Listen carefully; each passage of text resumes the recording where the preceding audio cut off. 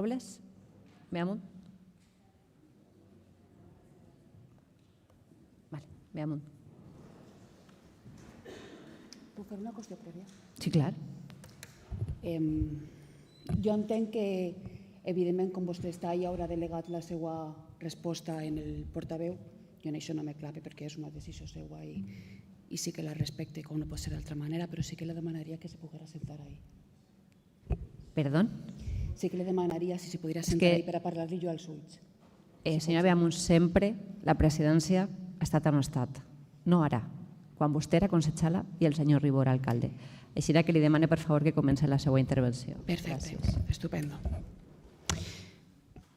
Senyors regidors i regidores del ple, avui segurament no parlaré com a regidora, si més bé parlaré com a veïna de la Torre.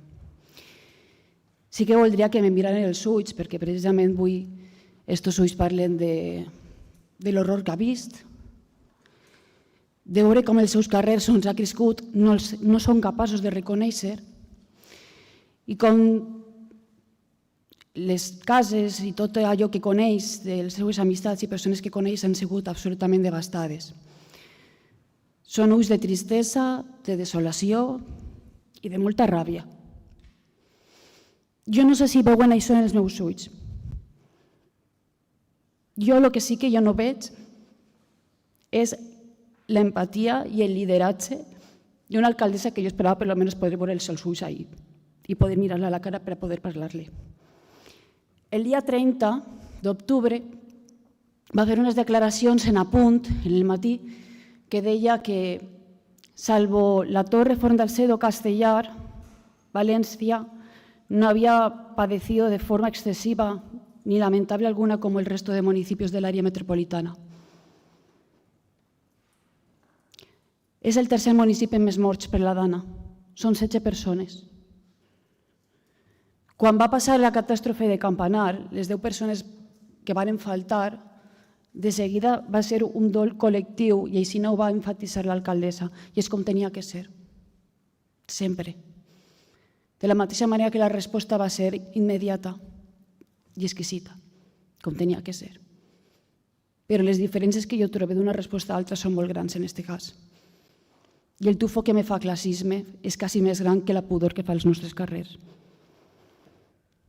Per això pregunte, per què no se van tancar les escoles aquest dia, com van fer altres municipis? Per què no se van activar els policies i els bombers a altres municipis? Va tardar una setmana i així no ho ha denunciat un sindicat.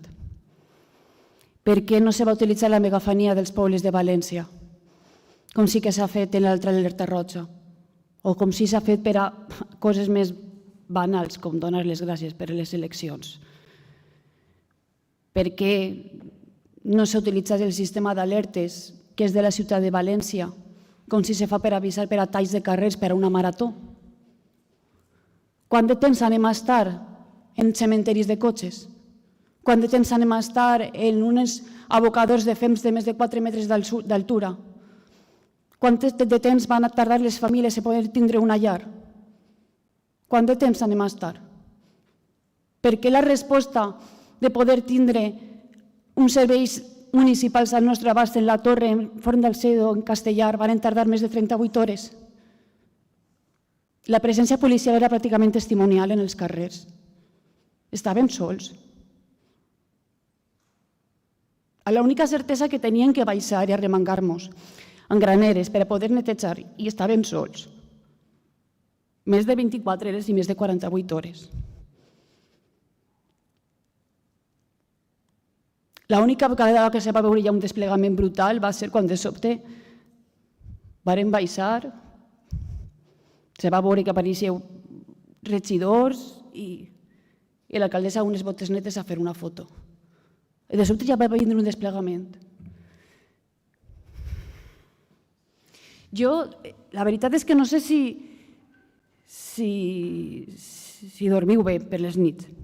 Jo vos dic una cosa, que tota la gent del fang no dormim bé per les nits. És incapaç. És impossible poder oblidar els crits de la gent demanant auxili i no poder fer res